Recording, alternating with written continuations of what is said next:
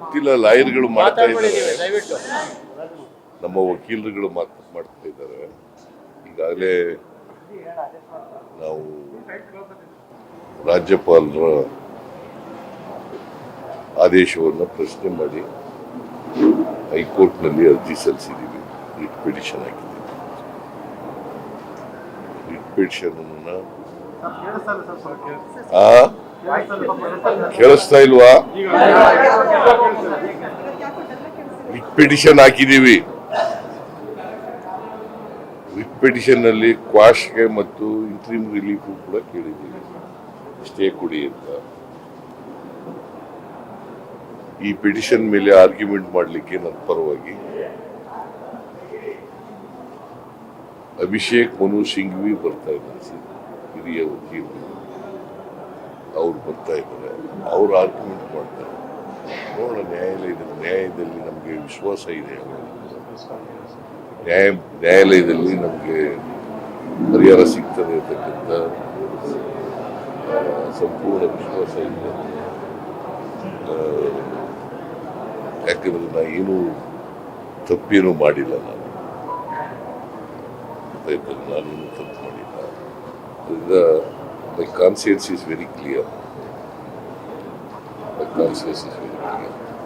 ನಾನು ರಾಜಕೀಯದಲ್ಲಿ ಮಂತ್ರಿಯಾಗಿ 40 ವರ್ಷಗಳಾಯಿತು. ನಿನ್ನೆಗೆ 1984 ಆಗಸ್ಟ್ 17ನೇ ತಾರೀಕಿಗೆ 40 ವರ್ಷಗಳಾಯಿತು. 40 ವರ್ಷಗಳಲ್ಲಿ ಯಾವುದೇ ಕಪ್ಪು ಚುಕ್ಕಿ ಇಲ್ಲ. ನನ್ನ ರಾಜಕೀಯ ಜೀವನ ತೆರೆದ ಪುಸ್ತಕ ಇದ್ದಾಗಿದೆ. ಅದು ನಿಮಗೂ ಗೊತ್ತಿದೆ, ಇಡೀ ರಾಜ್ಯದ ಜನತೆಗೂ ಗೊತ್ತಿದೆ. ಜನರ ಆಶೀರ್ವಾದದಿಂದ ಇಲ್ಲಿವರೆಗೆ ರಾಜಕೀಯ ಮಾಡ್ಕೊಂಡು ಬಂದಿದ್ದೀನಿ, ಜನರ ಸೇವೆಯನ್ನು ಮಾಡ್ಕೊಂಡು ಬಂದಿದ್ದೀನಿ. ಸರ್, ಹಿಂದೆ ರೀಡು ಪ್ರಕರಣ ಇರ್ಬೋದು, ಓಬ್ಳಸ್ ಪ್ರಕರಣ 2 ಸಾವಿರ ಮೇಲೆ ಆರೋಪ ಬಂದಿತ್ತು. ರೀಡು ಪ್ರಕರಣ ಕೆಂಪಣ್ಣಾಗ ಕೊಟ್ರಿ, ವರದಿ ಏನಾಯ್ತು ಗೊತ್ತಾಗಿಲ್ಲ. ಯೂಬ್ಲೋಟ್ ವಾಚನ ಸರ್ಕಾರ ವಾಪಸ್ ಕೊಟ್ರಿ. ಆರೋಪ ಇಲ್ಲ ನೆನ್ಪಿಡ್ತೀರಿ ಸರ್ ನಾವು? ಹಿಂದೆ ನಿಮ್ಮ ಮೇಲೆ ಯಾವ ಆರೋಪ? ಮಧ್ಯದಲ್ಲಿ ಯಾಕೆ ಪ್ರಶ್ನೆ ಕೇಳಿದೆ? ಹಿಂದೆ ರೀಡು ಅಲ್ಲಪ್ಪ, ನಾನು ಮಧ್ಯದಲ್ಲಿ ಯಾಕೆ ಪ್ರಶ್ನೆ? ಯಾವಾಗಲೂ ಮಧ್ಯದಲ್ಲಿ ಪ್ರಶ್ನೆ ಕೇಳೋದು? ನಾನು ಹೇಳಿ ಮುಗಿಸೋವರೆಗೂ ಇರ್ಬೇಕು, ಆಮೇಲೆ ಕೇಳಬೇಕು ಪ್ರಶ್ನೆ.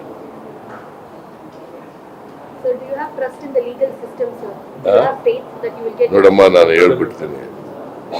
ನಾನು ನಮ್ಮ ರಾಜಕೀಯ ಜೀವನ ತೆರೆದ ಪುಸ್ತಕ ಇದ್ದಾಗಿ ಈ ರಾಜ್ಯದ ಜನರಿಗೆ ಗೊತ್ತಿದೆ. ನಾನು ಯಾವುದೇ ತಪ್ಪು ಮಾಡಿಲ್ಲ ಅಂತೇಳಿ, ಮಾಡಿಲ್ಲ, ಮಾಡೋದು ಇಲ್ಲ, ಇವತ್ತಿನವರೆಗೆ ಮಾಡಲ್ಲ. ಈ ರಾಜಭವನವನ್ನ ಉಪಯೋಗಿಸ್ಕೊಂಡು ಬಿಜೆಪಿಯವರು, JDSನವರು, ಕೇಂದ್ರ ಸರ್ಕಾರದವರು ಷಡ್ಯಂತ್ರ ಮಾಡ್ತಾ ಇದ್ದಾರೆ. ನನಗೆ ಮಸಿ ಬಳಿಬೇಕು ಅಂತೇಳಿ ರಾಜಕೀಯ ದುರುದ್ದೇಶದಿಂದ ಇದು ಮಾಡ್ತಾ ಇರ್ತಾರೆ.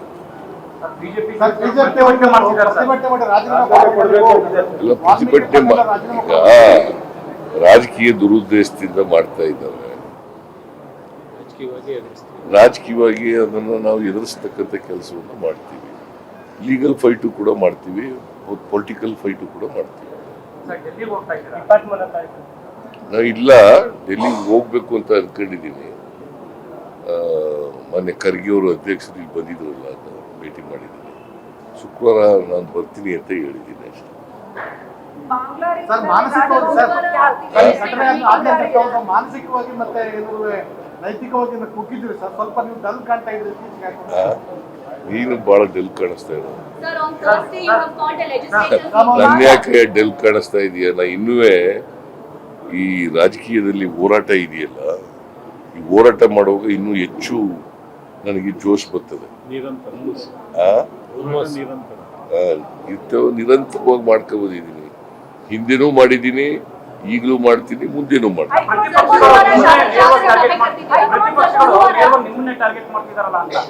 ಯಾಕಂದ್ರೆ ಅವ್ರಿಗೆ ಭಯ. ಯಾಕೆ? ನಾನು ಬಡವ್ರ ಪರವಾಗಿದ್ದೀನಲ್ಲ. ಅನೇಕ ಗ್ಯಾರಂಟಿಗಳು, ಎಲ್ಲ ಗ್ಯಾರಂಟಿಗಳನ್ನು ಜಾರಿ ಮಾಡಿದ್ವಲ್ಲ. ಅವ್ರು ಏನ್ ತಿಳ್ಕೊಂಡಿದ್ದಾರೆ ಅಂದ್ರೆ, ಸಿದ್ದರಾಮಯ್ಯನವ್ರನ್ನ ರಾಜಕೀಯವಾಗಿ ಮುಗಿಸಿದ್ರೆ ಇಡೀ ಕಾಂಗ್ರೆಸ್ ಪಕ್ಷವನ್ನು ಮುಗಿಸ್ತೀವಿ ಅಂತ ಭ್ರಮೆನಲ್ಲಿದ್ದಾರೆ. ಆ ಭ್ರಮೆ ಈಡೇರಲ್ಲ. ಗುರುವಾರ ಶಾಸನ ಸಭೆ ಕರೆದಿದ್ರು, ಏನ್ ಸರ್ ವಿಶೇಷ? ಶಾಸಕಾಂಗ ಸಭೆ ಕರೆದಿದ್ರು, ಕರೆದಿದ್ದೀವಿ ಅಷ್ಟೇ. ಕ್ಷಣ ಕ್ಷಣದ ಸುದ್ದಿಗಳಿಗಾಗಿ ಫ್ರೀಡಂ ಟಿವಿ ಸಬ್ಸ್ಕ್ರೈಬ್ ಮಾಡಿ, ಲೈಕ್ ಮಾಡಿ ಹಾಗೂ ಫಾಲೋ ಮಾಡಿ. ಹೊಸ ಸುದ್ದಿಗಳ ನೋಟಿಫಿಕೇಶನ್ಗಾಗಿ ಬೆಲ್ ಐಕಾನ್ ಮೇಲೆ ಕ್ಲಿಕ್ ಮಾಡಿ.